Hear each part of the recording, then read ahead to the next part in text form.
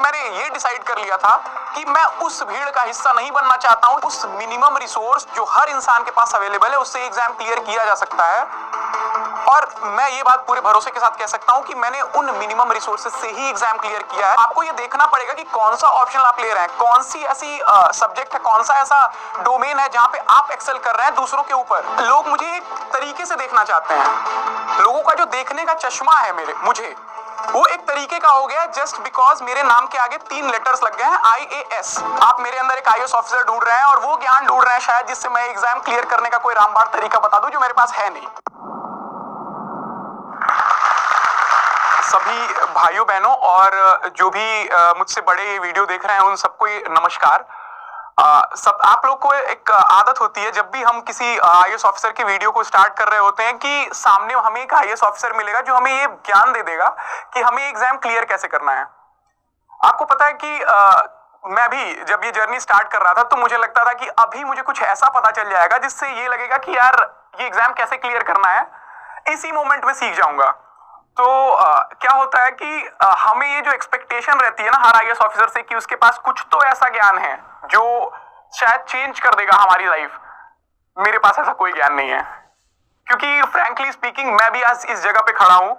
लेकिन अगर आज मुझसे कोई पूछ दे कि ये एग्जाम किस तरह से क्लियर होता है तो कहीं ना कहीं मैं आपको 100% चीजें नहीं बता पाऊंगा। हो सकता है मैं ये बता दूं कि मैंने क्या किया है।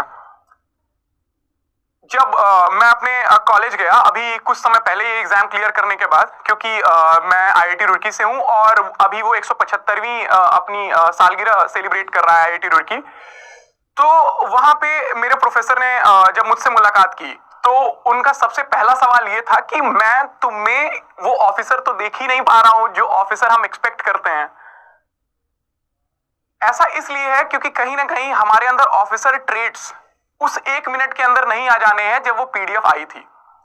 जब वो रिजल्ट की PDF आई थी 30 मई को दोपहर में 1 बजे, उससे पहले तक मैं भी एक एस्पिरेंट था। मेरे अंदर भी वही सारी वल्नरेबिलिटीज थी, वही सारी फ्रस्ट्रेशन थी जो आपके अंदर अभी है। लेकिन वो 1 मिनट और उसके अगले मिनट से लोग मुझे ऑफिसर की तरह ट्रीट करने लगे और एक्सपेक्टेशन लोगों की ऐसी हो गई कि मैं अब ऑफिसर की तरह बात करूंगा, ऑफिसर की तरह हर एक चीज करूंगा। अब देखिए 1 मिनट के अंदर इंसान की वैल्यूज तो चेंज नहीं हो सकती हैं, क्योंकि जैसा मैं पहले था कहीं ना कहीं वैसा ही रहूंगा और सालों लग जाएंगे एक ब्यूरोक्रेट बनने में, क्योंकि एक ब्यूरोक्रेट 1 मिनट में नहीं बनता है। एक एग्जाम बस उस मिनट में शायद क्लियर हो जाता है, या फिर मेरा नाम एज एन ऑफिसर या मेरे नाम के आगे IAS उस 1 मिनट में लग जाता है। हेलो एवरीवन, मेरा नाम अर्पित गुप्ता है और मैंने ऑल इंडिया रैंक 54 सिक्योर करी है UPSC CSE 2021 में। और सबसे पहले मैं अपने बारे में बता दूं, मैं गोरखपुर के एक छोटे से कस्बे सहजनवा से बिलोंग करता हूं। और जैसा कि आप लोग जानते हैं कि ये एक जो है पूर्वांचल इस देश का एक अंडर डेवलप्ड एरिया है, तो कहीं ना कहीं उस जगह से आकर के और उस जगह पे बैठ करके ही मैंने एग्जाम क्लियर किया है सहजनवा में ही। मेरे पापा एक गवर्नमेंट एम्प्लॉय रहे हैं जो कि अभी रिटायर हो चुके हैं रेलवेज में, और मेरी मम्मी जो है वो हाउसवाइफ हैं। मैंने अपनी ग्रेजुएशन IIT रुड़की से करी हुई है मैकेनिकल इंजीनियरिंग में, और उसके बाद मैंने as a financial market analyst 2.5 महीने जॉब भी करी हुई है। उसके बाद मैंने जॉब छोड़ करके UPSC CSE की पूरी तरह से तैयारी शुरू करी। अब मैं सबसे पहले ये बता देता हूँ कि 2019 में कॉलेज से निकलने के बाद UPSC कहाँ से दिमाग में आया। जैसे कि आप जानते हैं कि क्या होता है, हमारे दिमाग में कुछ चीजें पहले से चल रही होती हैं लेकिन इमीडिएट बेसिस पे हम वो चीज करना नहीं चाहते हैं। मैं सिविल सर्विसेज के बारे में काफी दिनों से सोच रहा था, मतलब इनफैक्ट जब मैं अपने 9वीं कक्षा में था तब से मैं ये सोच रहा था कि मुझे सिविल सर्वेंट बनना है, लेकिन मुझे नहीं पता था कि ये जर्नी शुरू कब करनी है। मैं कॉलेज गया, कॉलेज में मैंने 4 साल जो है अच्छे से वहां पे भी बिताए। उसके बाद मैंने एक जॉब भी ले ली as a financial market analyst, और मैं जॉब में चला भी गया। लेकिन मेरे दिमाग में ये था कि मुझे सिविल सर्विसेज शुरू करना है। तो सबसे पहला इंस्पिरेशन जो मुझे सिविल सर्विसेज करने के लिए आता था वो मैं आपसे बताना चाहता हूं। जब मैं अपने घर पे एक छोटे से कस्बे में पढ़ रहा था तो मेरे घर के सामने एक स्कूल हुआ करता था। उस स्कूल में मेरी भी उम्र के बच्चे पढ़ रहे होते थे, और हर बच्चा जो उस स्कूल में पढ़ रहा था वो कहीं ना कहीं उससे मेरी थोड़ी बहुत दोस्ती थी, क्योंकि हम साथ में खेला करते थे।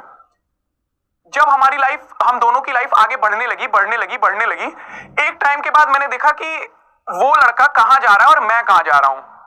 जब मैं अपने कॉलेज पहुंच गया, जब मैं आईआईटी रुड़की के थर्ड ईयर में था, तो मैं वापस अपने घर आया हुआ था और मैं देख रहा हूं कि वो लड़का जो बचपन में मेरे ही साथ खेल रहा था, वो एक प्राइमरी स्कूल में पढ़ रहा था और मैं एक कॉन्वेंट स्कूल में पढ़ रहा था, और हम दोनों आगे बढ़ते गए और कहीं ना कहीं मैं एक ऐसी जगह पे पहुंच गया जहां पे मुझे सब कुछ सबसे अच्छा मिला जो इस देश में मिल सकता है। और वो लड़का आज भी उसी शहर में है, आज भी उसी जगह पे एक छोटी सी नौकरी कर रहा है, क्योंकि उसे अपॉर्चुनिटीज नहीं मिली हैं, वो अपॉर्चुनिटीज जो मुझे मिली हैं आगे बढ़ने के लिए। तो ये जो अपॉर्चुनिटीज का गैप है मेरे और उसके बीच में, वो कहां से आ रहा है और ये गैप कौन खत्म कर सकता है, इसके बारे में जब हम सोचना शुरू करते हैं तो फिर से हम यही पहुंचते हैं कि हमारा सिविल सर्विसेज क्यों शुरू हो रहा है, क्यों करना चाहते हैं हम ये। मैं एक अच्छी खासी वेल सेटल जॉब में घुस चुका था जहां पे मुझे पैसे की कोई दिक्कत नहीं होने वाली थी। इस देश की one of the highest paying jobs में था। इस देश में जो भी आपको अच्छी से अच्छी अपॉर्चुनिटीज मिल सकती हैं वो सब मुझे मिल रही थी। पर 2.5 महीने में मेरा जो जॉब से मोह भंग हुआ है, या कह सकते हैं आपकी जॉब से निकल करके मैंने सोचा कि नहीं, अब मुझे सिविल सर्विसेज की तैयारी पूरी तरह से करनी है। उसमें एक सबसे बड़ा एस्पेक्ट ये था जो मैंने आपको बताया।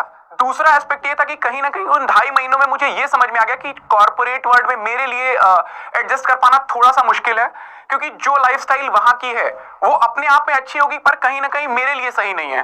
तो कई बार हमें अपने लिए कुछ डिसीजंस लेने पड़ते हैं, जो डिसीजंस हो सकता है कि सबके लिए सही ना हो पर आपके लिए वो बहुत ज्यादा सही होंगे। उन 2.5 महीनों में मुझे ये पता चल गया कि मैं इस नौकरी के साथ पढ़ाई नहीं कर सकता हूं, जो कि मेरा प्राइमरी मोटिव है, जो कि मुझे करनी है क्योंकि मुझे सिविल सर्वेंट बनना है।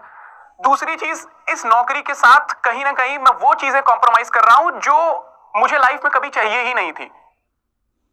तो 2.5 महीने के बाद मैंने ये डिसाइड कर लिया कि अब मुझे इस पढ़ाई को शुरू करना है पूरी तरह से, और सिर्फ यही करना है। सितंबर 2019 में मैंने ये तैयारी शुरू करी। पहली बार जो है बढ़िया से किताबें पढ़नी शुरू करी, देखा कि क्या सिलेबस है, मेंस में क्या क्या चीजें आती हैं। और पहली बार तो बहुत डर लगता है, क्योंकि हम जिस एग्जाम में घुस रहे हैं उस एग्जाम में लाखों बच्चे कोचिंग्स जा रहे हैं, डेली बेसिस पे बहुत सारी चीजें पढ़ रहे हैं और हर कोई वही पढ़ रहा है। हर कोई पॉलिटी के लिए लक्ष्मीकांत की किताब पढ़ रहा है, या फिर हिस्ट्री के लिए स्पेक्ट्रम की किताब पढ़ रहा है, या फिर एनवायरमेंट के लिए शंकर आईएएस की किताब पढ़ रहा है। कोई कुछ अलग नहीं कर पा रहा है इस एग्जाम में। तो कौन लोग हैं जो आगे बढ़ जा रहे हैं और कौन लोग हैं जो पीछे छूट जा रहे हैं? उन 500-600 लोगों में ऐसा क्या है जो 10-12 लाख लोगों में नहीं है? ये जो डिफरेंस है, सबसे पहले यही फाइंड करने की, सबसे पहले यही पता करने की कोशिश कर रहा था मैं थोड़ा सा प्रिविलेज रहा हूं कि मेरे कॉलेज के सीनियर्स जो है वो एग्जाम क्लियर कर चुके हैं। और जब कॉलेज के सीनियर से एग्जाम क्लियर किए रहते हैं तो सबसे इंपॉर्टेंट चीज होती है ये कि आपको पता होता है कि क्लियर किया जा सकता है। ये मोटिवेशन इस एग्जाम में सबसे ज्यादा जरूरी है, वरना आप भीड़ का हिस्सा बन के रह जाते हैं। 20,000 लोग एक कोचिंग में एक टाइम पे सेम चीजें पढ़ रहे हैं और सिलेक्शंस 500 के होने हैं, तो डिफरेंस आएगा कहां? तो मैंने सबसे पहला डिसीजन ये लिया है कि मुझे कोचिंग ज्वाइन नहीं करनी है। ना मैंने ऑप्शनल के लिए कोचिंग ज्वाइन करी, ना मैंने जीएस पोर्शन के लिए कोचिंग ज्वाइन करी, क्योंकि मैंने ये डिसाइड कर लिया था कि मैं उस भीड़ का हिस्सा नहीं बनना चाहता हूं जो सेम चीजें पढ़ करके बाहर निकलता है और फिर सेम चीजें एग्जाम में लिखने की कोशिश करता है। मैंने सोचा मैं कुछ तो खुद से पढ़ूंगा जो मेरा खुद का होगा, जो नोट्स मेरे खुद के होंगे, जो मेरी नॉलेज खुद की होगी, जो मैंने अपने रिसर्च से करी होगी।